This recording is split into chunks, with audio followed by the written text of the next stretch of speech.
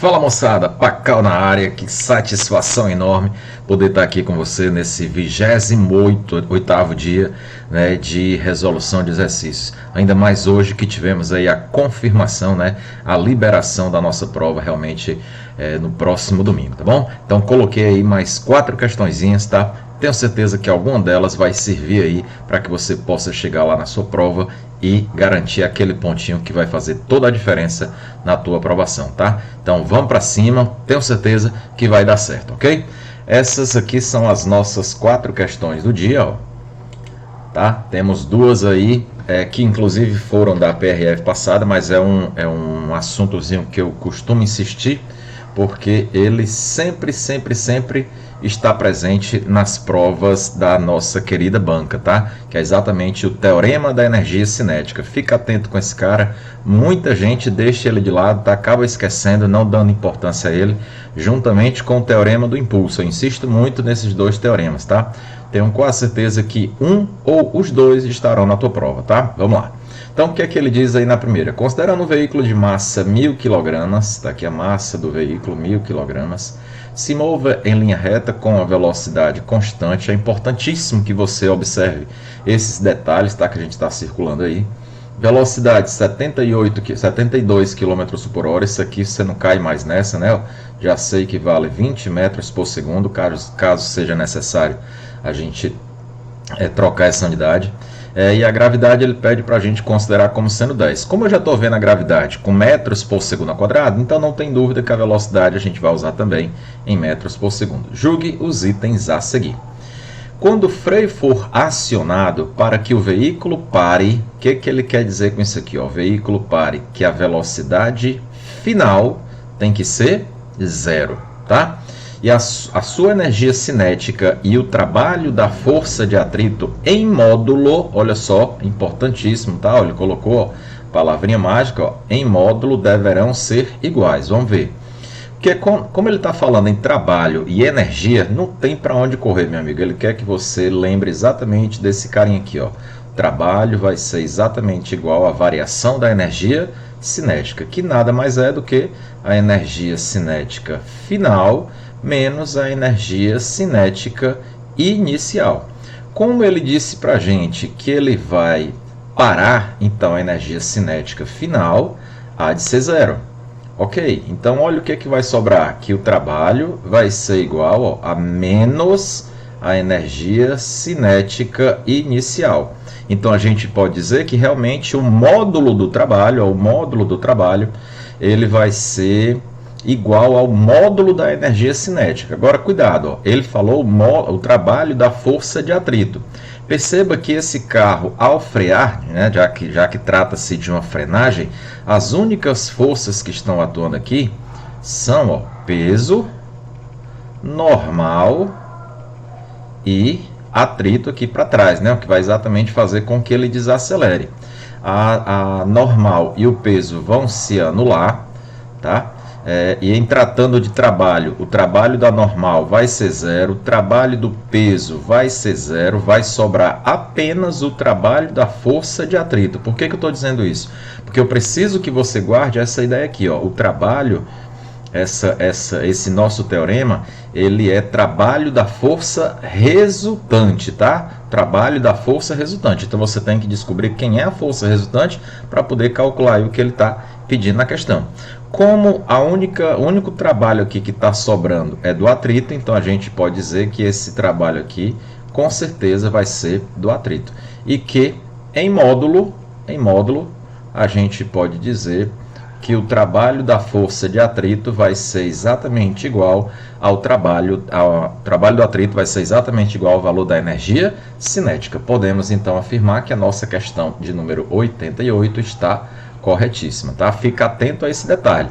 Quando ele falar em trabalho, o teorema da energia cinética diz que é o trabalho da força resultante. Então você tem que ver se nesse caso aí o atrito é a resultante. E nessa questão foi, né? Você tem aí normal se anula com peso, sobra só o atrito, então ele é a própria força resultante. Então questão 88, corretíssima. 89. Antes de iniciar o processo de frenagem, a energia mecânica do veículo era igual a 200 mil joules. Vamos lá. O que é energia mecânica? Ele nada mais é do que a soma da energia cinética com a energia potencial. A potencial pode ser elástica ou pode ser gravitacional. Nenhuma das duas está envolvida nessa questão. Elástica, porque você não está vendo nada com mola. Potencial gravitacional, você não está vendo nada com altura. Então, posso dizer que a energia mecânica vai ser dada totalmente pela energia cinética. Então, vamos calcular a energia cinética, que nada mais é do que mv2 sobre 2. Então, lá vamos nós. Ó. Massa, 1000. Velocidade, você não cai mais na pegadinha, né? Coloca 20 ao quadrado. Tudo isso dividido por 2. Então, eu tenho aqui, ó, 20 ao quadrado vai dar 400, dividido por 2 dá 200, vezes 1000.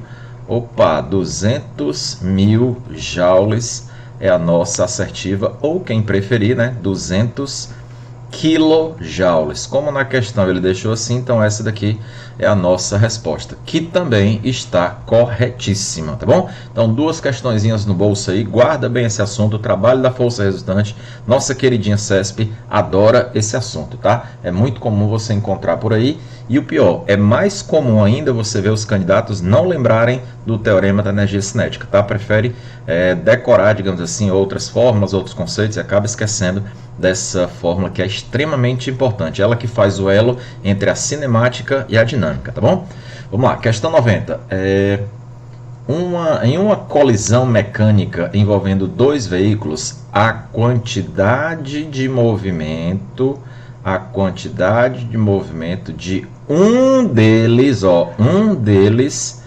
é constante. Isso está absolutamente errado, meu querido. Olha só, quantidade de movimento é massa vezes velocidade. Você sabe que ele muda de velocidade após a colisão. Então, a quantidade de movimento de um deles, né, de cada um deles, na verdade, ela se altera. O que você tem que lembrar é que a quantidade de movimento do sistema permanece constante. Então, a dos dois são alteradas. Só que elas são alteradas de modo que o valor final do conjunto seja igual ao valor inicial do conjunto, tá? Então, cuidado. Na questão, ele falou a quantidade de movimento de um deles. Na verdade, não é constante de nenhum deles. Existe alteração de velocidade, do valor da velocidade. Então, existe alteração da quantidade de movimento de cada um. Porém, a soma, né, antes tem que ser igual à soma depois. Esquece disso, não. Logo, nossa questão de número 90 está errada. Questão 91. A quantidade de movimento de um corpo que realiza um movimento circular uniforme é constante. Olha só, nessa questãozinha aqui, ele está induzindo aquele cara a lembrar que se o movimento circular é uniforme, então a velocidade é constante. Calma, a velocidade é um vetor. Ela tem direção, ela tem sentido, e ela tem valor, ela tem módulo. Na hora que você fala que é uniforme, a única coisa que a gente pode dizer que é constante no movimento circular é o módulo. Esse cara aqui é constante. Já esse aqui é variável e esse aqui é variável. Quantidade de movimento, também é uma grandeza vetorial. Ele tem as três características: direção, sentido e intensidade, né? E módulo, é a mesma coisa. Tá? Então, na hora que você muda a direção e o sentido da velocidade, olha aqui, na hora que você muda a direção e o sentido da velocidade, você também muda a direção e o sentido da quantidade de movimento. Em resumo, se eu tiver aqui uma circunferência, você vai ter, por exemplo, bem aqui uma velocidade que eu vou chamar aqui de V1, então eu vou ter bem aqui também uma certa quantidade de movimento 1, sempre na mesma direção e no mesmo sentido que a velocidade. Já na hora que essa velocidade passar bem para cá, por exemplo, ela passa a ser horizontal e para a esquerda, você passa a ter também uma quantidade de movimento horizontal e para a direita. Então, na hora que você altera direção e sentido da velocidade, você também altera direção e sentido da quantidade de movimento.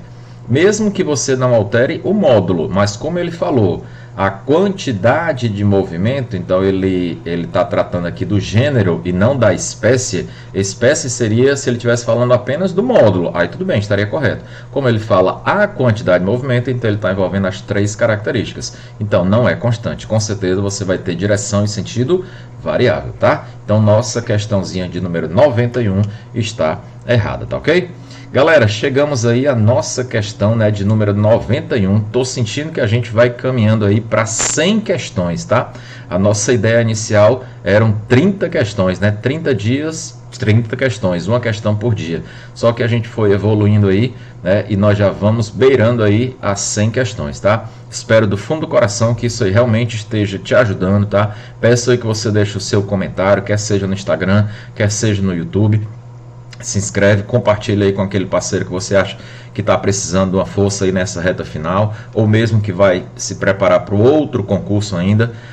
Então peça você aí que deixe o seu comentário se está lhe ajudando, se não está, para poder a gente sempre buscar o melhor aqui para você, tá? Aguardo vocês amanhã no dia 29, tá? 29º dia aí de exercícios, rumo à tua prova, que agora está confirmado. Vai ser domingo, dia 9 de maio, tá? Abraço forte e até amanhã. Valeu, galera!